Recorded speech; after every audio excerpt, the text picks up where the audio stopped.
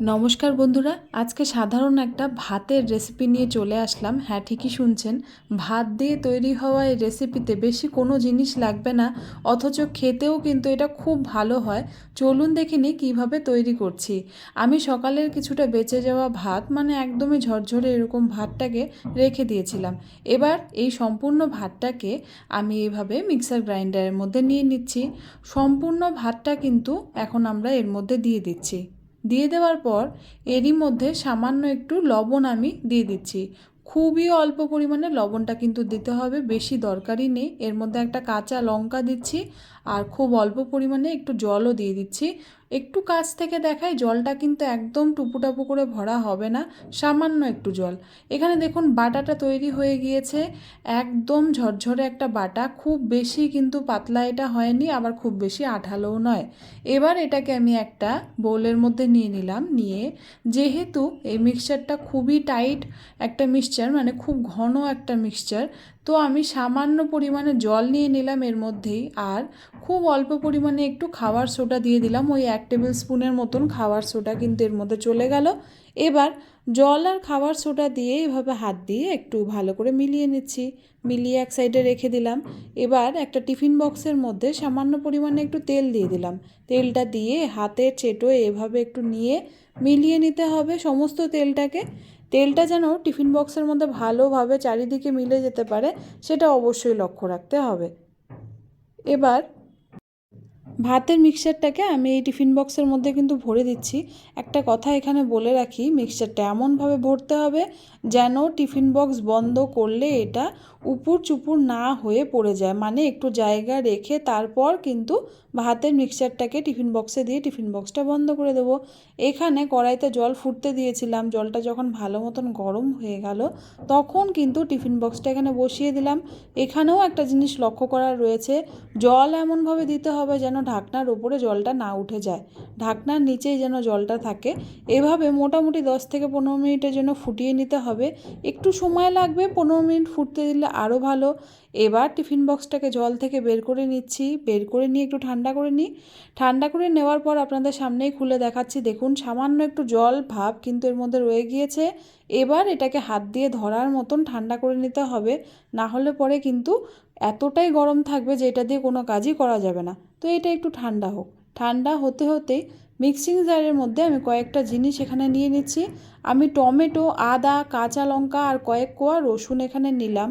নিয়ে একসাথে করে এগুলোকে বেটে নিচ্ছি। এর মধ্যে জল কিন্তু একদমই দেওয়ার প্রয়োজন নেই, জল ছাড়াই এই বাটনাটা বাটবেন।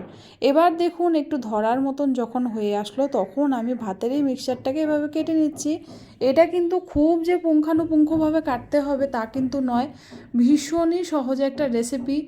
এটা যদি কাটতে গিয়ে একটু ওলটপালট হয়ে যায় তবে কিন্তু মন খারাপ করার কিচ্ছু নেই, ভীষণ সহজ, আপনারা দেখলেই বুঝবেন। এভাবে দেখুন আমিও প্রত্যেকটা কিউব কেটে নিলাম, যদিও এটা কিউব আকারে নয়, কিন্তু তবুও প্রত্যেকটাকে এভাবে নিয়ে আমি সাজিয়ে নিচ্ছি।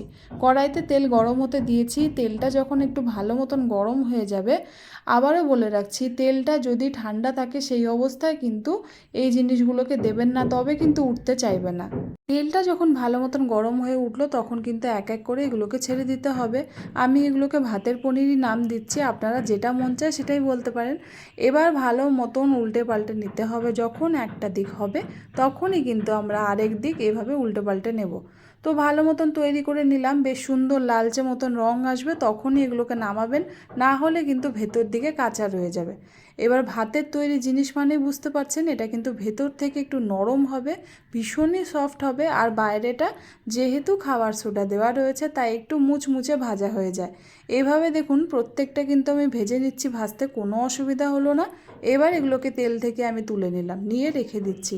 এবার এই তেলের মধ্যেই আমি কিন্তু যতগুলো আমার বাকি রয়ে গিয়েছিল ভাতের পনির সেগুলোকেও এক এক করে ভেজে নিচ্ছি।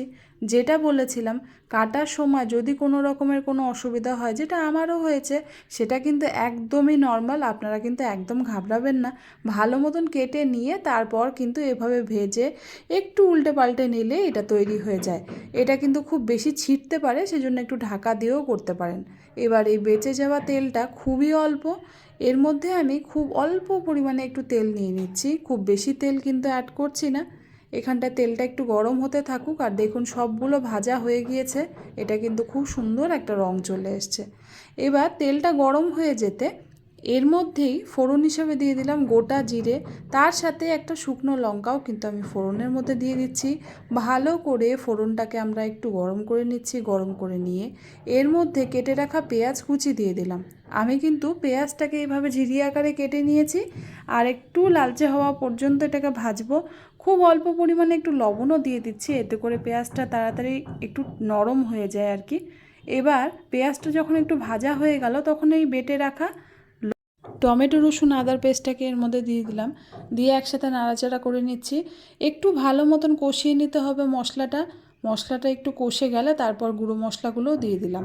এর মধ্যে আমি হলুদ গুঁড়ো দিচ্ছি 1 টেবিল চামচের মতন, তার সাথেই আমি এখানে জিরা পাউডার ব্যবহার করছি 1 টেবিল চামচের মতন, আর একটু রঙের জন্য কাশ্মীরি লাল লঙ্কার গুঁড়োও কিন্তু এখানে দিয়ে দিচ্ছি। সব কিছু একসাথে গুঁড়ো মশলা দেওয়ার সাথে সাথে আমি কিন্তু এই মশলাগুলোকে শুকনোভাবে কষাবো না, সামান্য একটু জল দিয়ে তারপর মশলাটাকে কষানো শুরু করব। এখানে যখন পেঁয়াজ রসুনটা থাকছে তখন কিন্তু এটা অনেকটাই তেল ছেড়ে দিচ্ছে।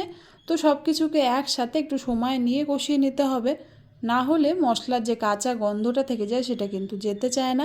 সেজন্য এটাকে একটু ঢাকা দিচ্ছি 2 মিনিটের জন্য, যাতে মশলার ওই কটা গন্ধটা চলে যায়। তো একটু ভালো মতন করে নিচ্ছি তৈরি করে নেওয়ার পর এটার ঢাকনাটা আমি উঠিয়ে নিলাম। দেখুন মশলাটা একদম শুকিয়ে গিয়েছে, জলের ভাবও একদম নেই বললেই চলে। এবার মশলাটাকে ভালো মতন কিন্তু আমি দেখুন কষিয়ে নিয়েছি, এর মধ্যে আর মশলার কোনো কাঁচা গন্ধ নেই। আসলে ভাতের যে পনিরটা তৈরি করলাম এটা খুবই নরম জিনিস, তাই ঝোলের মধ্যে দিয়ে অতিরিক্ত ফোটানো কিন্তু এটাকে যাবে না, তাই মশলাটাকে আগেই তৈরি করে রাখতে হবে। এর মধ্যে সামান্য পরিমাণে একটু জল দিয়ে দিলাম। জলটা দেওয়ার সাথে সাথেই কিন্তু একটু ফুটে উঠতেই এর মধ্যে আমি ভেজে রাখা এই ভাতের পনিরগুলোকেও দিয়ে দিলাম। দিয়ে এবার একটু ভালো মতন নাড়াচাড়া করে মিলিয়ে নিতে হবে। আবারও বলছি, এই জিনিসগুলো এতটাই নরম যে খুব বেশি সময় ধরে কিন্তু এটাকে হওয়ানোর কোনো প্রয়োজন নেই। একটু সামান্য কিছুক্ষণ রান্না করলে পরেই কিন্তু এটা একদম নিশ্চিন্তে তৈরি হয়ে যাবে। আর বুঝতেই পারছেন এর মধ্যে আলুও নেই যে সেদ্ধ হবে। তো একটা কাঁচা লঙ্কা, গরম মশলা দিয়ে এখানে ভালো মতন আমি সব কিছুকে একসাথে একটু হতে দিচ্ছি। মোটামুটি সব কিছু মিলিয়ে নিয়ে একটু ঢাকা চাপা দিয়ে 3-4 মিনিট পর কিন্তু চেক করতে হবে, না হলে এটা ভেঙে যাওয়ার সম্ভাবনা রয়েছে। আমি এখানে ঢাকা দিয়ে দিলাম, আর 3-4 মিনিট পর আবার ফিরে আসছি। ফিরে এসে দেখি এটা কেমন রং ছাড়লো। দেখুন ঢাকনাটা তুলে নিলাম, তুলে নিয়ে আপনাদেরকে কাছ থেকে দেখাই কত সুন্দর একটা রং এসছে। আর যেটা বলেছিলাম, এই জিনিসটা দিয়ে ভাত খাওয়ার মজা সত্যিই আলাদা। একদম নরম তুলতুলে হয়, এটার যে ভেতরের স্বাদটা সেটাও যেমন, আর বাইরের গ্রেভির স্বাদ তো রয়েইছে। বানিয়ে দেখতে পারেন। নতুন অনেক রকমের রেসিপি তো আমি দেখাই, আপনারাও করে থাকেন, এটাও বানিয়ে দেখুন, আশা করি ভালো লাগবে। ধন্যবাদ বন্ধুরা।